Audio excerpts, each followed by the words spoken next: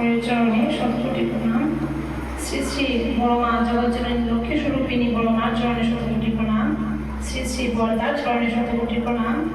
শ্রী শ্রী আচার্যের দাদার চরণে শতকোটি প্রণাম। শুভ শ্রাবণ মাসে বড় মায়ের জন্ম মাসে এখানে উপস্থিত সব মায়েদের মন্দিরকে আমার রানীমূর্তি জয় করে।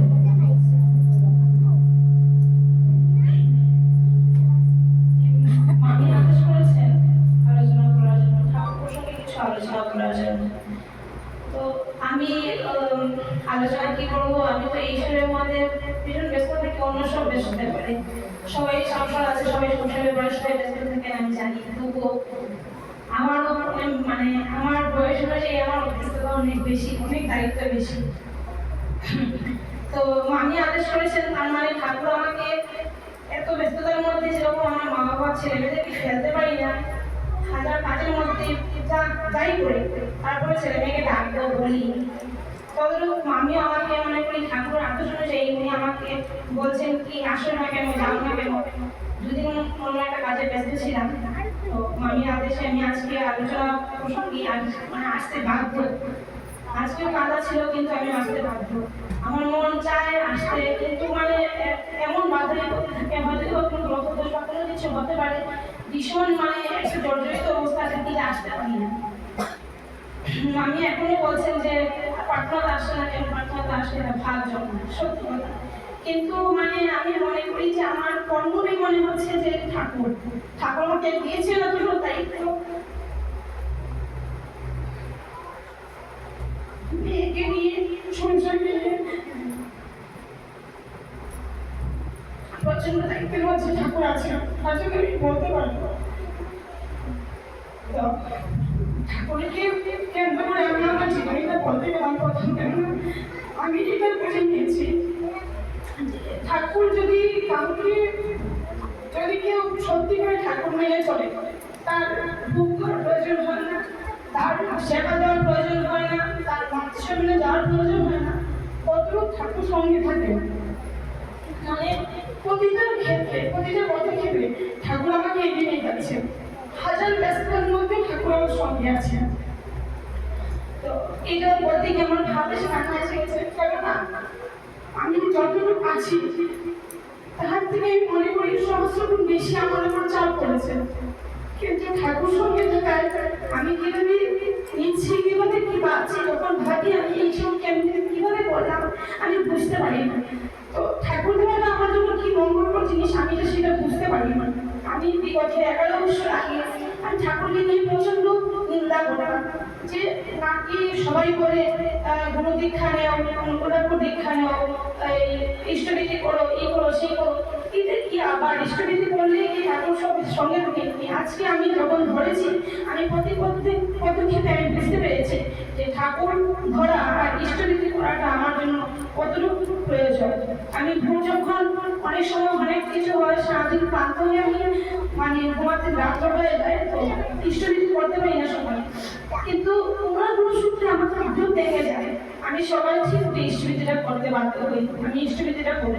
তখনই মনে করি ঠাকুর আমাকে সঙ্গে রেখেছেন, আমার মাথায় হাত থেকে আমি সারাদিন কর্ম করে যাই, আর এই কর্মের মাধ্যমে ঠাকুরকে পাই। মানে আমি যদি মনে করি যে আমি এক সময় সন্ধ্যা দিতে পারি, কার সময় মনে হয় কাজে কর্মে ব্যস্ত হয় আমার দেশের দৌড়াদৌড়ি, আমি সন্ধ্যাবাদকে মেঘতে দিতে পারি না, আমার ছেলে মেয়েকে বলি সন্ধ্যা দিই।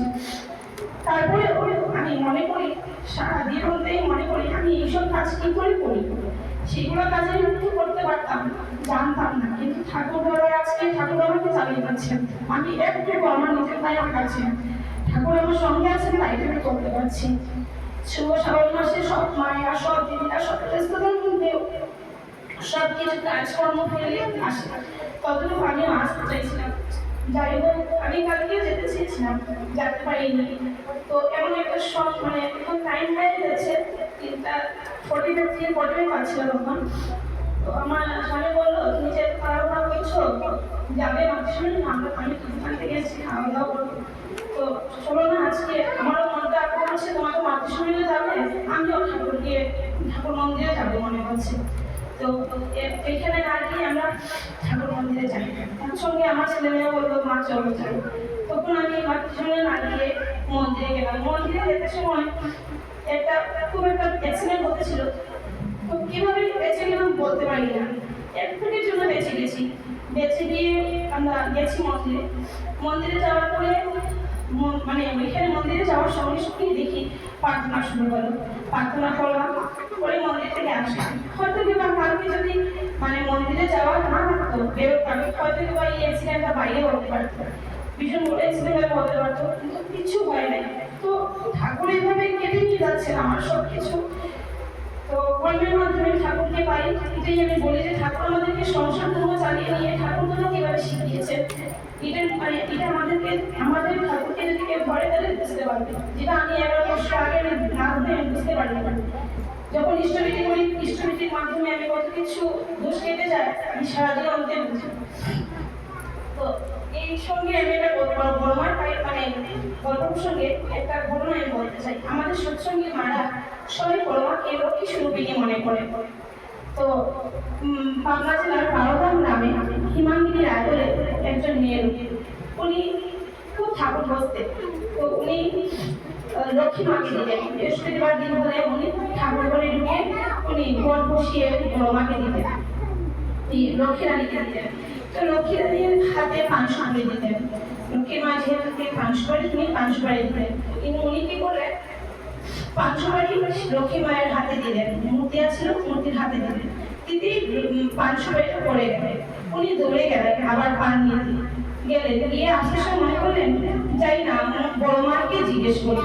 উনি বড়মার কাছে গেলেন, বড়মাকে জিজ্ঞেস করলেন, মা আমি লক্ষ্মী রানীকে পান দিতেছিলাম, পানটা পড়ে গেল, তো মাটিতে পড়া পানটা দিতে পারি না, আমি পান নিতে আসছিলাম। মা ও পানটা কি তোমার হাতে দিলে হয়? তো বড়মা বললেন তোর যদি মনে হয় তাই ঠিক। তো উনি কি করলেন, 500 করে আবার বানিয়ে বড়মাকে হাতে দিলেন। তো বললেন, মা আমার ভাব চায় যে আমি তোমাকে লক্ষ্মী মা হিসাবে পুজো করি। আমি 500 করে যেভাবে তোমাকে দিয়েছি সেভাবে তোমাকে আমি আসলে বসিয়ে 500 করে দিই। তো বড়মা বললেন, তোর যা মনে হয় তাই ঠিক, তুই যদি বুঝিস তোর মনে ভাব চায় তাই ঠিক, কিন্তু বলিস না মামকি আমি কিন্তু সুধীর দাসের দোকান থেকে মিষ্টি ভালোবাসি। তো উনি কি করেন, তাই তো লক্ষ্মী মা তো মিষ্টি ভালোবাসেন। সঙ্গে সঙ্গে উনি মিষ্টি আনতে গেছেন, মিষ্টি এনে ওনাকে মিষ্টিও দিয়েছেন। তো উনি বললেন, তোর যে ভাবের সহিত যে মিষ্টিটা আর পানটা আমার খেতেই হবে। এই বলে আমরা মানে বড়মাকে উনি যখন মেরেছেন, তো আমরাই সেইভাবে মেনে চলি। তো এখন হয়েছে কি, হঠাৎ করে মনমোহিনী দেবী নাই মানে উনি দেহত্যাগ করলেন। তো ওনার কি হচ্ছে, মন্দিরে আর মায়ের আশ্রয় নেই কেউ।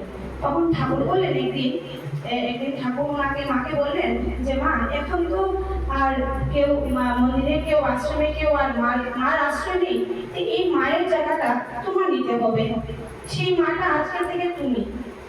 উনি বললেন যে আজকে যদি ঠাকুর যদি আমি মেয়ে হয়ে জন্মিতাম তাহলে আমি লক্ষ্মী স্বরূপিণী তোমার হয়ে জন্মিতাম, মানে আমি বড় মা হয়ে জন্মাতাম। তো আমি আজকে থেকে তোমাকে আজকে থেকে তুমি যে মায়ের যে অধিকারটা, যে মায়ের যে আশ্রয়টা, সেই আশ্রয়টা তোমার দিতে হবে। মাতা মনমোহিনীর পরে থেকে আমরা লক্ষ্মী স্বরূপিণী বড় মা হিসাবে পেয়েছি। ঠাকুর ওনাকে সবাইকে বলেছেন, ওনাকেও বলেছেন যে আমার যদি আর কোনো অঙ্গ থাকতো, আমার যদি কোনো আর রূপ থাকতো, সে হলো বড় মা, তোমাদের বড় মা। ঠাকুর আমাদেরকে স্বয়ং বলে দিয়েছেন যে ঠাকুরের পরেই হলো উনি, ঠাকুরের আরেক রূপ হলেন উনি। তো বড় মা আমাদের সেই সূত্রে বলছি, আমাদের যেরকম নিত্য জীবনের কাজকর্মের মধ্যে বড় মা অনেক কষ্ট করে সেই জায়গা নিয়েছেন। তা নাকি ঠাকুর বলে উনি জাদু করে বসেছেন তা না, বা কোনো কিছু জাদু করে দিয়ে দিয়েছেন তা না। উনি সংসার রূপিণী অনেক কষ্ট সহ্য করে, ওনার অনেক ভিড় আছে, অনেক কিছু আছে, অনেক বেদনা সহ্য করে উনি ঠাকুরকে না বলার আগে ঠাকুরের সব জিনিস বুঝতেন। স্বামী কিভাবে পালন করা হয়, সন্তান কিভাবে পালন করা হয়, উনি সব বুঝতেন। তো উনি সব কিছু পালন করে বড় মা লক্ষ্মী স্বরূপিণী বড় মা হয়েছেন। তার জন্য আমরা প্রত্যেকটা নারীরা বা আমি আমার মেয়েদেরকেও বলি যে মায়ের জিনিস মানে মায়ের আচরণগুলো খেয়াল করতে। আমরা শাশুড়ি শ্বশুরে সবাই খাওয়া দাওয়া করি, কিন্তু কোনো সময় কি হয় শাশুড়ি একটা কথা বললে আমাদের মাথায় রাগ উঠে যায়, তিনি কেন বলে দিলেন এই কথাটা, আমরা সঙ্গে সঙ্গে তর্ক করি। কিন্তু সত্যিকারে যদি বড় মাকে কেউ বুঝে বা পুজো করে বা বড় মার আদেশগুলো মানলে, তখন বুঝি যে বড় মা কত কথা শুনেছেন। একটা বাচ্চার, শুরু করে বলছি, একটা বাচ্চা অসুস্থ ছিল। উনি ওনার কানে শোনা দিয়ে উনি বাচ্চাটাকে সুস্থ করার জন্য ওনার মাকে দিয়েছিলেন। কিন্তু বড় মার শাশুড়ি মাতা মনমোহিনী যখন বড় মাকে জিজ্ঞেস করলেন যে তোমার কানের শোনাটা কোথায়, তুমি কোথায় কি করেছো, বারবারই দিয়ে আসছো নাকি, অনেক কথা শুনিয়েছেন। মা চুপ করে সহ্য করে কিছু কথা বলেননি, ভেবেছেন যে ছেলেটা সুস্থ হয়ে গেলে তো ভালো।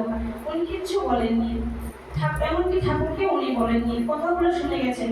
তাই সংসার জীবনের মধ্যে এরকমই হয়, শাশুড়ি মা একটা কিছু বললে আমরা অনেক কিছু এড়িয়ে বলি, অনেক কিছু বলে দিই, সেই সহ্যটা আমাদের নেই। তার জন্য বড় মায়ের নীতিগুলো খেয়াল করলে আমরা শিখতে পারি। তো উনি যখন বাচ্চাটা যখন সুস্থ হয়ে গেল, বেশ কিছু মাস পরে ওই মহিলাটা নিয়ে আসছিল মায়ের সোনাটা, নিয়ে এসে বললো, মা আমার ছেলেকে তোমার এই সোনা দিয়ে টাকা নিয়ে আমি বাঁচাতে পেরেছি, সুস্থ করতে পেরেছি।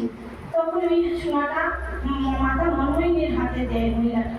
তখন মাতা মনমোহিনী বলে, এটা তো আমার বৌমার কানের দুলে, এটা তুমি কোথা থেকে পেলে?